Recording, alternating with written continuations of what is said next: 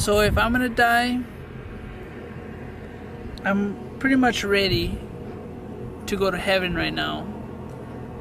This is Pedro Ruiz, 22 years old, father to a 3-year-old girl named Aaliyah, and that's his girlfriend, MonaLisa Perez, 19 years old, 7 months pregnant with her second child. Her voice shakes on that recording, and it should, because somewhere deep in her gut, she already knew what they were planning to do next. They had a YouTube channel with 218 subscribers. Pedro was convinced they were one video away from going viral. On June 26, 2017, MonaLisa posted a tweet.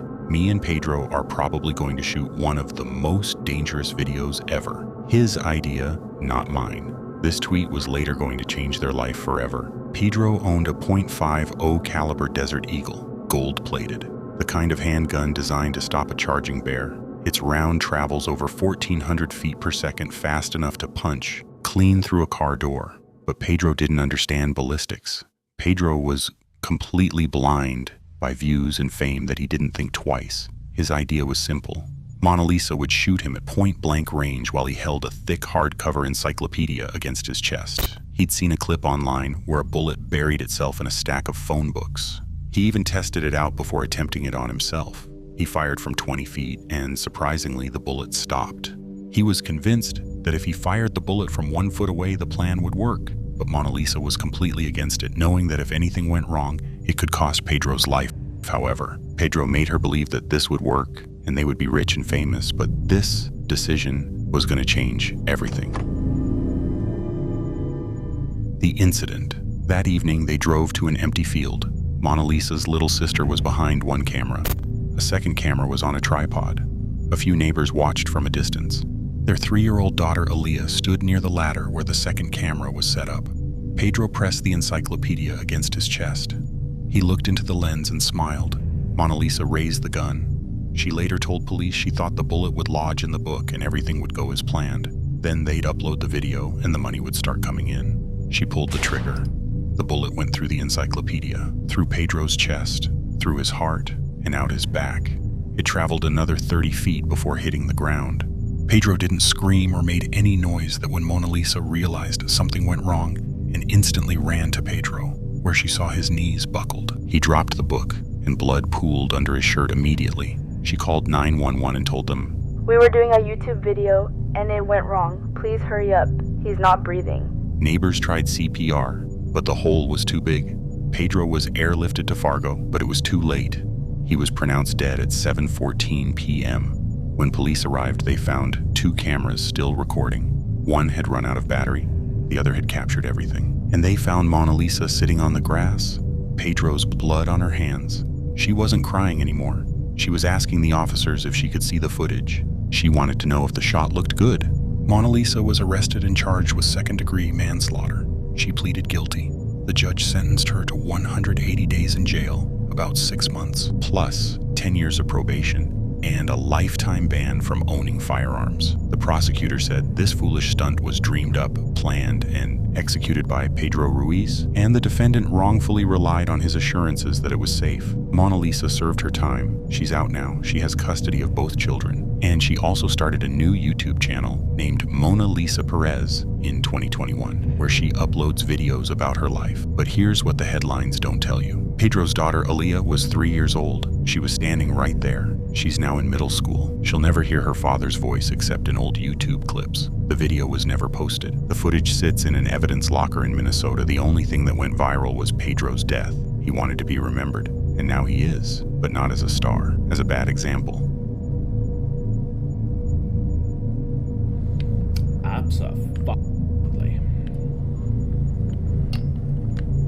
Absolutely.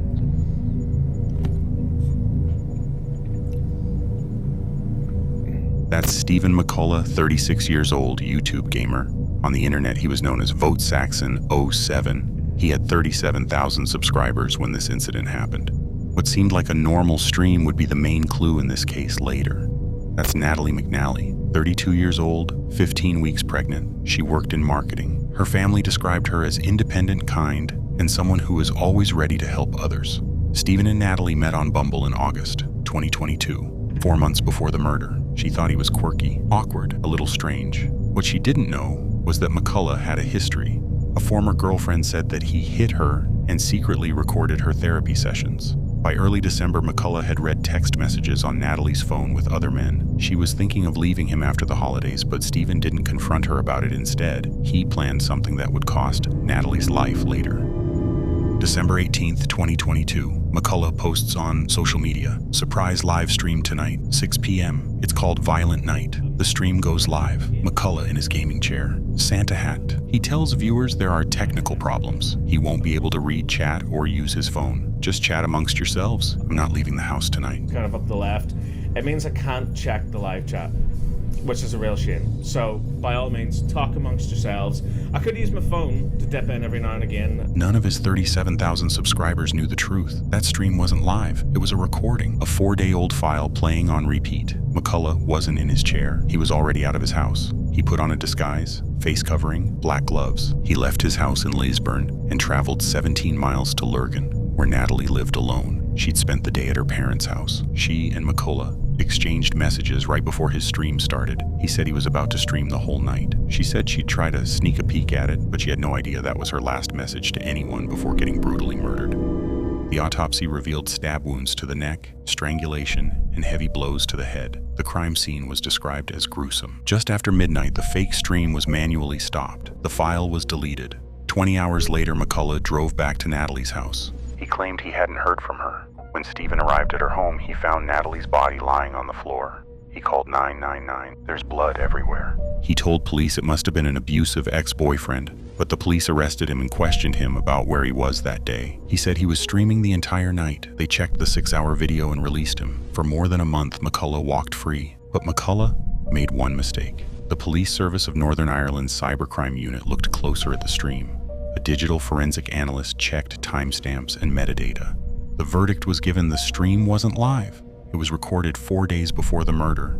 The analyst noticed something during the stream, that the part playing while Natalie was being murdered. McCullagh was playing a Grand Theft Auto mission. The mission objective was to kill a woman. While the recording ran, he sang, "I need to kill this bitch. I need to take her down." I need to take her down. 'Cause I won't pass the mission if I don't get this bitch to die. Then, about 10 minutes later, he said, "Absofying Natalie," the only time he said her name during the entire 6 hours. Abso-fucking-nately. At Belfast Crown Court, the prosecution called it a planned, calculated, and cool-headed plot. A man capable of deception beyond imagination. The jury deliberated for just over 2 hours. Stephen was found guilty. YouTube removed his channel immediately. He received a life sentence. The judge will set the minimum term later, but he's not walking free anytime soon. And this where a story ends. But before I go, I want to say that if you are in a relationship where you aren't happy, do let your partner know. It is better to talk about your problem than taking away someone's life.